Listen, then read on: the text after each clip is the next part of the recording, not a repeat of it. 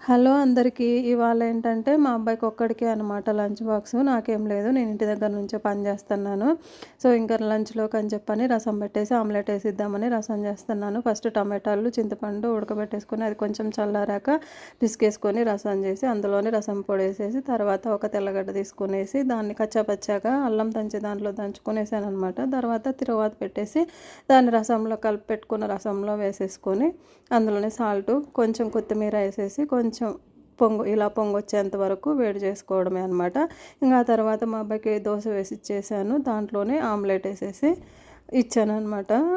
Tiffin dosa కానీ పల్లీ చట్నీ కూడా చేశాను, అది చూపించలేదు.